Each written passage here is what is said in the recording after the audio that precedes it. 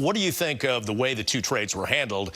They basically dealt for the best package to Dallas, Kyrie Irving, but Kyrie wanted to go elsewhere. They took care of Durant and sent him to his preferred team. Yeah, and I had heard last summer that they would never be in a situation where they would trade Kevin Durant off before, like still with Kyrie Irving on the roster. So Kyrie went first, then Kevin Durant. And I also think it's a kind of a case study with a guy like Kyrie. You know, Kevin Durant accepted his contract a couple of years ago, opted it, signed the extension with the Brooklyn Nets. He still has 3 years left. He got his money, and there was one team he wanted to go to. He went to the Brooklyn Nets and said, "Can you trade me to the Phoenix Suns?" They worked that out.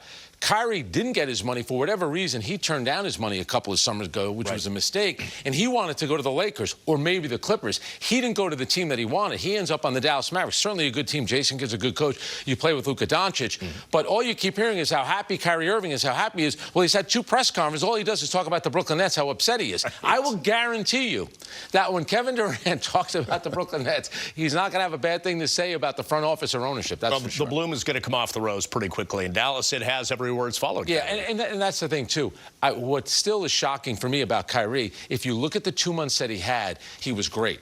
His last 2 months with the Brooklyn Nets, he had not played like that, in any of his time, in that sustained period of time. He was great. He looked happy. And then all of a sudden, now he goes to them and says, all right, now give me my money. Give me 4 years, the $200 million. And the Nets, I get where they're coming from. They say, we'll give you an extension, but there has to be stipulations about games played.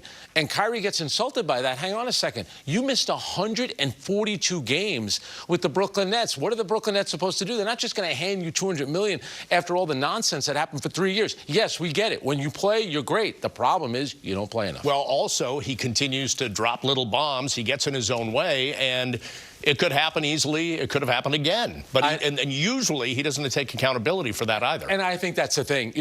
When he's talking about and again, I think the vaccination status, I think that was a mistake on the Brooklyn Nets. I think he looks at that, too, and says, well, you guys didn't allow me to play road games. But you also have to back up. He did disappear from the team for about 2 weeks. He shows up at a birthday party. He gets fined by the league, suspended for attending a public gathering, which you're not supposed to do during COVID, according to the NBA. So he was involved in a lot of stuff. So when Kyrie talks about the Nets and he's going on and on about being disrespected and all this other stuff, he doesn't pause for a moment and say, now, could I have handled things a little differently? Sure, and then start his rant again. So there's never a moment where he puts anything on him. And I think if he's really being fair with himself, he was far from being the perfect teammate or the perfect employee. The last 2 months, he was great. But it ends in controversy with him, and it was a lot of controversy involving Kyrie while he was on the Brooklyn Nets. Now, from the Nets, we didn't get a lot of the nuts and bolts of how the Kevin Durant deal went down, but I wonder, it's the what if now, right? Yeah. What if they could have convinced Durant?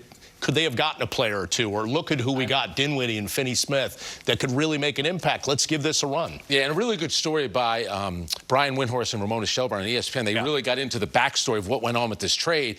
And I think that's, to your point, Bob, I think the Nets were willing to do that if they didn't get the deal that they wanted. They got the deal that they wanted because Phoenix, under no circumstances, wanted to trade Mikal Bridges. Right. If there was a deal last summer with Phoenix, Mikal Bridges was not coming back.